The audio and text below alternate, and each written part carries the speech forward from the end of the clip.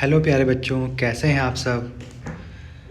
आज का वीडियो हमारा the electric current and it's effect से रिलेटेड चैप्टर से है। तो प्यारे बच्चों, इस चैप्टर को स्टार्ट करने से पहले आप सभी से मेरी ये रिक्वेस्ट है, अगर आप सभी मेरे चैनल पर नए हैं तो सबसे पहले मेरे चैनल को लाइक करें, सब्सक्राइब करें, हो सके तो अपने स्टैंडर्ड के जो भी फ्रेंड हैं उन तक आप शेयर भी करें। तो चलिए स्टार्ट करते हैं आपके चैप्टर को। चैप्टर है the electric current and it's effects. प्यारे बच्चों, जब आप 6th क्लास में थे तो आपने इलेक्ट्रिसिटी के बारे में थोड़ा सा अध्ययन किया था, जहाँ पे स्टडी में आपने ये पाया था कि इलेक्ट्रिसिटी क्या है, ये कैसे वर्क करती है। तो इस चैप्टर में हम लोग यही सब देखेंगे। तो सबसे पहले की लर्निंग पॉइंट को हम लोग देखते हैं। की लर्निंग पॉइंट में क्या, इम्पॉर्टेंस ऑफ इलेक्ट्रिसिटी, यानी इलेक्ट्रिसिटी का क्या महत्व है। नेक्स्ट है heating effect of electric current, यानी इलेक्ट्रिक करंट का क्या इफ़ेक्ट होता है व्हेन, जब हम उसको हीट करते हैं। नेक्स्ट है magnetic effect of electric current, यानी मैग्नेटिक इफेक्ट कैसा है इलेक्ट्रिक करंट का। नेक्स्ट है पार्टिकल एप्लीकेशंस ऑफ इलेक्ट्रिसिटी। अब प्यारे बच्चों, इस चैप्टर को हम स्टार्ट करते हैं बिना किसी देरी के। तो electricity and invisible form of energy influence our lifes in various way. Its importance can be felt only when the power supply in our houses and neighborhood breaks down. Electricity can be transmitted over long distance to our homes, factories, offices and cinema halls with the help of wires from power generating plants. Think of what life would be without electric bulb, fans, television, refrigerators, washing machine and computers. तो प्यारे बच्चों, यहाँ पे आपको ये बताया गया कि जो इलेक्ट्रिसिटी है वो क्या है, an invisible form of energy, एक ऐसी ऊर्जा है जो अदृश्य है, जिसको हम देख नहीं सकते, बट हम क्या कर सकते हैं, इसको महसूस कर सकते हैं। कैसे? हमने अपने घरों की स्विच ऑन की, क्या हुआ, पंखा चल गया, लाइट जल गई, बल्ब जल गया, जो भी अप्लाइंसेस हमारा इलेक्ट्रिसिटी से कनेक्ट है वो स्टार्ट हो जाते हैं ना। तो इस तरह आप जान सकते हैं कि इलेक्ट्रिसिटी रन कर रही है कि नहीं। तो इसके लिए क्या होता है, it's important can be felt only when the power supply in our house and neighbourhood breaks down.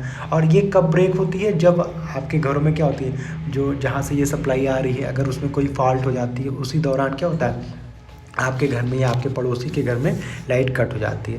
तो इलेक्ट्रिसिटी ट्रांसमिटेड होती है एक प्लेस से दूसरे प्लेस तक, यानी हमारे घर से फैक्ट्रीज तक, ऑफिस तक, सिनेमा हॉल्स तक, और भी किसके थ्रू इनका डिस्ट्रीब्यूशन क्या होता है, वायर्स के थ्रू। आपने देखा होगा आपके घर से एक वायर गया होगा, जो आपके घर के जो नज़दीक वाला पोल होगा, उस पोल से वो वायर कनेक्ट होगा ना।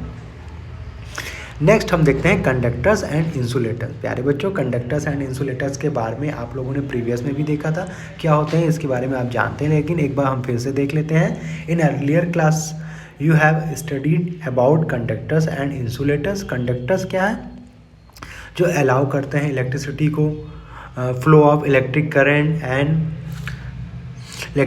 As the atoms of these material have a large number of free electrons, यानी ऐसे एटम्स जिनके पास ढेर सारी मात्रा में क्या होते हैं, जो इलेक्ट्रॉन होते हैं वो स्वतंत्र रूप से घूमते रहते हैं, ठीक है, जिनको वो अलाउ कर देते हैं, तो वो आपके कंडक्टर्स कहलाता है। इंसुलेटर में क्या होता है, जस्ट इसका अपोजिट हो जाता है। On the other hand do not have free electron, ऐसे एटम्स जिनके पास फ्री इलेक्ट्रॉन्स नहीं होते हैं, hence do not conduct electricity, जिनमें जो है बिजली का संचार नहीं हो पाता है। Both insulator and conductors are important and have equal utility value because every conductor needs to be insulated in some form, यानी जो इंसुलेटर हैं और जो कंडक्टर्स हैं, इन दोनों का हमारे लाइफ में इक्वल इम्पॉर्टेंस है, क्योंकि अगर हम कंडक्टर्स को यूज़ कर रहे हैं तो उसके साथ हमें इंसुलेटर को भी यूज़ करना होता है। जैसे आप अपने घरों में ही देखते हैं, जो भी हमारे इलेक्ट्रिसिटी के जो भी अप्लायंसेस हैं जो कनेक्ट होते हैं आपके इलेक्ट्रिसिटी से, आप देखते होंगे जो वायर होता है, वायर के ऊपर क्या होता है, ऊपर रबर की कोटिंग हुई रहती है ना, जिससे आप वायर को ऐसे आराम से छू सकते हैं, जिससे आपको करंट नहीं लगता है ना। तो प्यारे बच्चों, अब नेक्स्ट है हमारा इलेक्ट्रिक चार्ज। इलेक्ट्रिक चार्ज क्या है, when a body like glass और plastic is rubbed with wool, silk or fur. These bodies acquire a property of attracting small objects as bits of paper, hair, etc. यानी जब हम किसी object को, जैसे glass है, प्लास्टिक है, इनको हम रब करते हैं किस पे, किसकी सहायता से, वूल के थ्रू। वूल यानी जो ऊन है ना, सिल्क, फर, इन सब चीज़ों से अगर आप इनको रब करते हैं तो आप देखते हैं इनमें क्या होता है, इनमें चार्ज आ जाता है। जैसे आप अपने हेयर पे अगर पेंसिल या पेपर रगड़ें तो क्या होता है, उसमें भी चार्ज आ जाता है। तो अगर उसको हम क्या करते हैं, अगर हम ऐसे नॉर्मल देखते हैं तो उसमें कोई एक्शन नहीं दिखता, लेकिन जब हम रब करके देखते हैं तो उनमें जब चार्ज आ जाता है तो वो चार्ज उसको क्या करता है, अट्रैक्ट करता है। तो the bodies are said to be charge और electrified in non conductors. This charge does not flow in the current, hence this charge is often referred to as static electricity. The friction of rubbing of two objects, friction क्या है, यानी जब हम दो object को आपस में रगड़ते हैं, यानी उनमें जो घर्षण पैदा होता है, यानी object causes the movement of loose electrons. तो उनमें उसके रीजन से क्या होता है, उसके रीजन से जो उसमें स्वतंत्र इलेक्ट्रॉन होते हैं, यानी जो मूव करते रहते हैं, वो क्या करते हैं, वो पॉजिटिव से नेगेटिव की ओर भाग जाते हैं। तो from one object to another, यानी वो एक ऑब्जेक्ट से दूसरे ऑब्जेक्ट की ओर भाग जाते हैं, ठीक है, चले जाते हैं। The loser of electron becomes positively charge, और जो इलेक्ट्रॉन को लूज करता है वो ऑब्जेक्ट क्या कहलाता है, वो आपका पॉजिटिव चार्ज वाला होता है, और जो गेन करता है वो आपका नेगेटिव चार्ज वाला होता है, ठीक है। तो इस बात को हमें ध्यान रखना है। नेक्स्ट है हमारा करंट इलेक्ट्रिसिटी।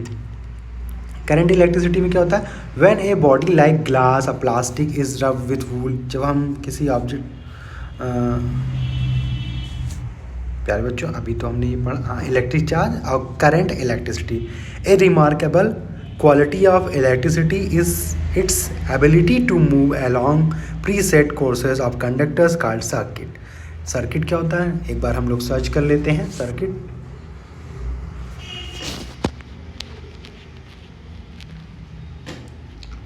सर्किट प्यारे बच्चों, इसका मैंने फिगर जब आप 6 क्लास में थे तो मैंने आपसे बहुत बनवाया था ना सर्किट। चलिए आइए देखते हैं, इसका फिगर भी आ जाएगा अभी। और ये देखिए यहाँ पर इस तरह का फिगर आ रहा है, इसको हम इमेज फॉर्म में देखते हैं। इमेज फॉर्म में हम देखेंगे, ये देखिए ये आ गया सर्किट।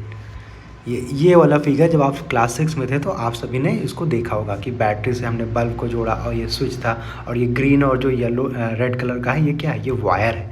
तो ये अभी बल्ब ग्लो कर रहा है तो ये ओपन सर्किट है। जब बल्ब ग्लो नहीं करेगा, यहाँ पे स्विच ऑफ होगी तो ये ओपन सर्किट कहलाएगा। अभी तो ये क्लोज है क्योंकि बल्ब जल रहा है, ठीक है।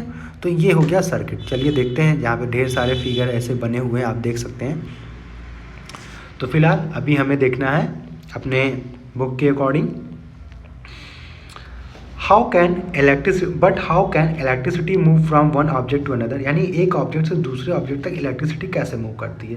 What is the unbroken path of the circuit, यानी जो सर्किट है उसका अगर हम ब्रेक ना करें तो उसका पाथ कैसा होगा। From what material is the circuit made, यानी कौन से मटेरियल की सर्किट बनी होती है। By using simple batteries in the following set of activities you will be able to understand how it is possible to tame this powerful force of electricity so that we can use it every day। यानी जो electricity है उसको हम battery से attach करके एक activity के through देख सकते हैं। एक्टिविटी फर्स्ट में देखिए यहाँ पर यही बनाया गया जैसा अभी मैंने आपको दिखाया था। यानी अगर हम एक सर्किट बनाए तो हम कैसा उसको महसूस करेंगे, कैसा हम देखेंगे। जब जैसा कि यहाँ पे देखिए बैटरी से वो बल्ब को कनेक्ट किया गया है और एक तरफ जो है वायर अटैच है, एक तरफ अटैच नहीं है। तो आप देख सकते हैं एक में बल्ब ग्लो कर रहा है, एक में बल्ब ग्लो नहीं कर रहा है। यानी एक सर्किट कैसी है, क्लोज सर्किट है जिसमें बल्ब ग्लो कर रहा है, और जिसमें बल्ब ग्लो नहीं कर रहा है वो ओपन सर्किट है। यानी वहाँ पे जो इलेक्ट्रॉन का फ्लो है अगर वो हो रहा है तो वो दूसरे वाले से यानी पॉजिटिव से नेगेटिव तक नहीं पहुँच पा रहा है, ठीक है। तो प्यारे बच्चों इस वीडियो में हम लोग इतनी ही बातें रखते हैं।